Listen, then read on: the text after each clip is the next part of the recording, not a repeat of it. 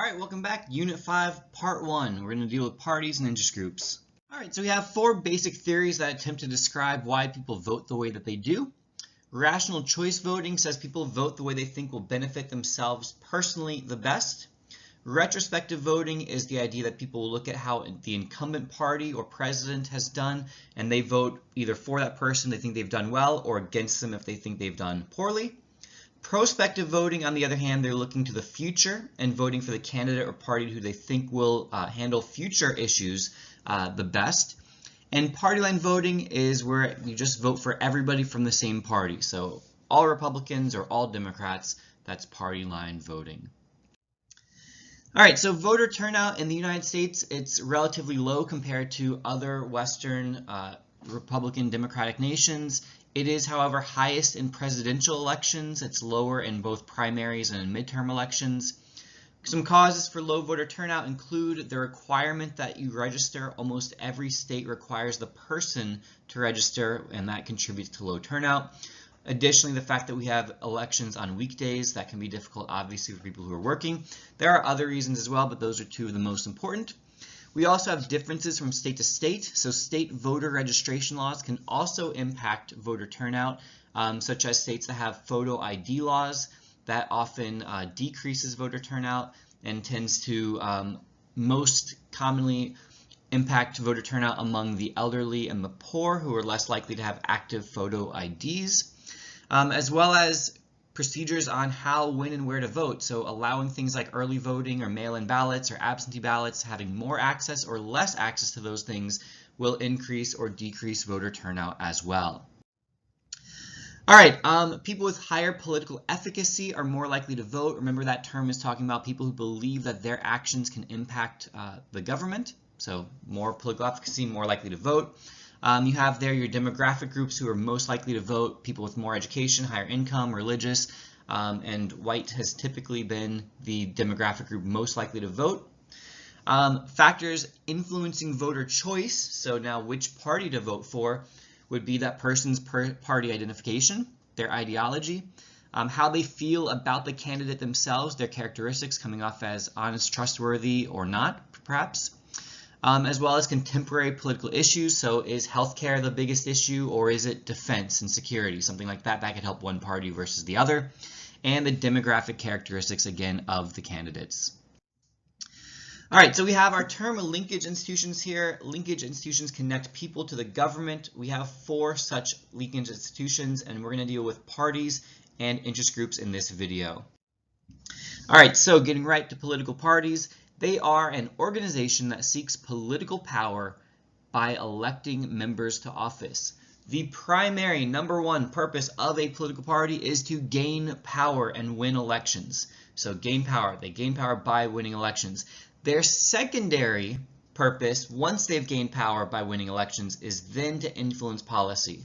But the AP test has often liked to ask this question. Their primary purpose is to gain power. All right, so how do parties attempt to actually achieve that goal of winning elections? Well, they engage in mobilization and get out the vote to help win elections. They educate voters and policymakers, in other words, telling people what their party stands for and what they'll try to accomplish. Along with that is the establishment of a party platform. This is a formal list of policy goals, objectives, and positions on issues. So this says, here are our goals. This is what we want to accomplish. Vote for us if you agree with these particular goals. They recruit and nominate candidates for office. They support their campaigns by raising money, by, again, trying to coordinate media strategy to, again, get their party and their candidates out there successfully. And in more modern times, you have, this is directly from College Board, they use communication technology and voter data to disseminate, control, and clarify political messages and outreach and mobilization efforts. In other words, they have a lot of information at their disposal, and they try to use that information in order to help their candidates to win, to reach the people who may vote for them. In Congress, parties have influence as well through the committee system. We know that whichever is the majority party in that particular house has a majority of members on the committee. They also have the leadership positions like the Speaker of the House, the Majority Leader, or the committee chairs. We also have party caucuses, so we have where groups of congressmen meet together to establish their goals, and they do that along party lines as well. and also party line voting, so the idea that there's a lot of pressure to vote with your party. All right, we have some changing influence of political parties. They have been decreasing in influence in recent decades. One main reason is the rise of candidate-centered politics, so people focusing more on the candidate than on the letter D or the letter R next to his or her name. Along with this, we have party realignment. That's the picture that you see on the right-hand side, those two maps. We go from an almost all red map to an almost all blue map, 1928 to 1932. This is a dramatic, long-lasting shift in party affiliation where many people change parties. Today, the United States is currently going through a party de-alignment. This is where people aren't going from one party to the other as much as they are abandoning each of the parties. So we have a decline in party identification and loyalty. Campaign finance laws that make it easier to give lots of money to PACs and super PACs mean that the candidates are less reliant on the party for money, and so again, they don't need to worry about the party as much.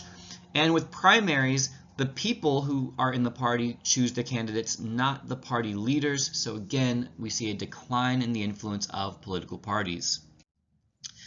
All right, you can pause this slide and look through it. This is your basic Democratic Party platform as well as the demographics. Same thing here. Again, pause this if you want to look at it a little bit more on how much to add. Republican Party platform as well as their demographics as well. All right, so in addition to Democrats and Republicans, we know we do have third parties or minor parties. We have a two-party system in the U.S., so it's dominated by those two parties, Democrats and Republicans, but there are others. Why don't they succeed? Well, the answer is often found in the form of structural barriers to their success. You have 4 listed there for you. We're going to focus on 2 of them. With winner-take-all voting districts, the idea is simply that we vote for people to represent our district as opposed to voting for parties. Whoever wins the most votes in that district, they get to be the representative of that district.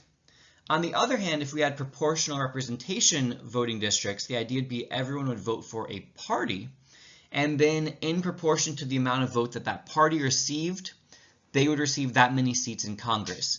So whereas you could have a third party do really well and get 10% of the vote in every district across the country, the way we have it with winner-take-all, they would have 0 representatives. However, if it were proportional, they would get 10% of the representatives in Congress. So winner-take-all makes it very difficult for them to win, whereas proportional would help tremendously. Single-member districts, again, we're voting for one person to represent that district, and whoever loses, they get nothing. So it's unlikely that a third-party candidate will come in first place.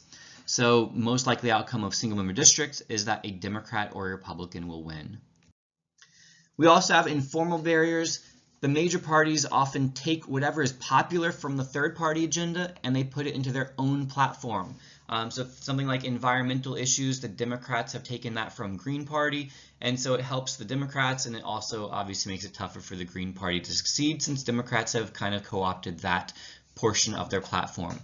People feel like their vote doesn't matter, they don't spend as much money or have as much money, they don't get as much media coverage, not as much advertisements. All of these are informal barriers. Notice they're informal because there's no law about any of these things. People could give more money if they wanted to, so that's why it's an informal barrier. All right, shifting over to interest groups. Interest groups are organizations that attempt to influence policy for a specific purpose. They are increasing in number and in influence. So a couple quick things to point out, how they're different from parties. Parties have to have essentially a stand on every issue. So they have to have a very broad purpose. They're trying to gain as many followers as possible to win elections. Interest groups can be very, very specific and narrow in focus. And that's one thing that's actually been helping them increase in their number and their influence. All right, so functions of interest groups. They also educate voters and office holders.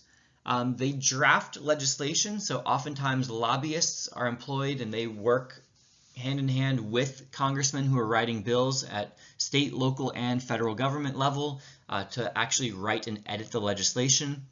They mobilize their membership, meaning that let's say they have, like the NRA has millions of members, they'll send out emails or they'll tweet or they will contact them in some other way to be like, hey, you need to do this. You need to contact your representative. You need to vote this way.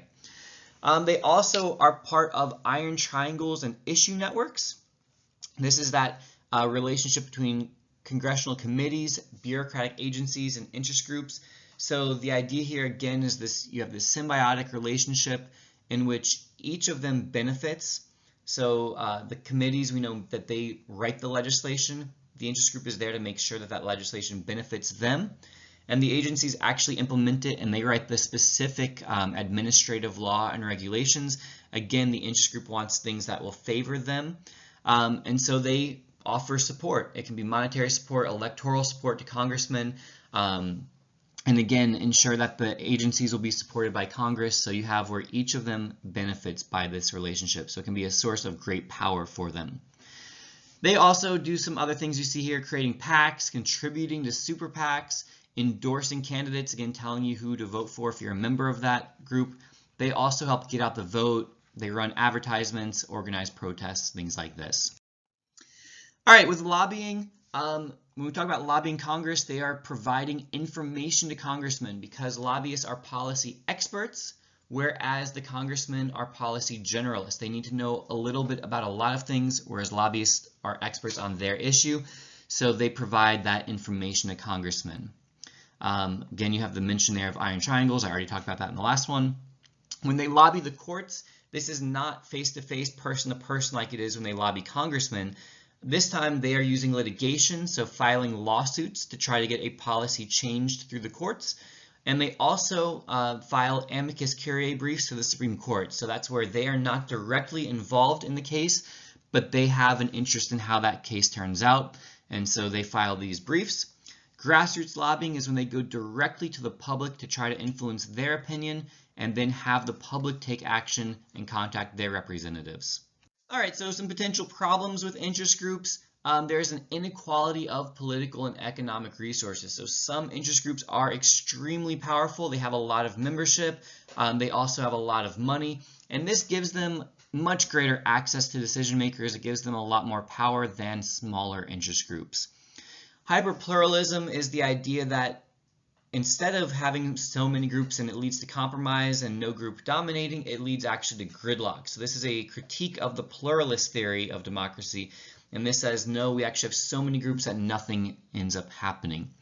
The revolving door is also a tremendous problem. This is where many congressmen, when they leave Congress, they go and they work for an interest group and make a lot of money lobbying Congress that they were formerly a part of.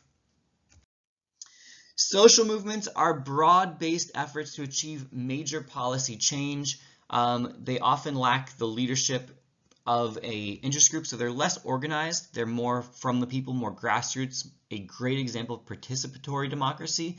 But because they sometimes lack that leadership, they don't have necessarily the same infrastructure in place, they don't always have clear policy objectives, that can at times limit the success that they have. At times, though, they gather momentum and they do result in major policy changes. All right, make sure you stick around. One more video in this series. Hit that like button for me. Subscribe if you haven't already. This has been a La Money production.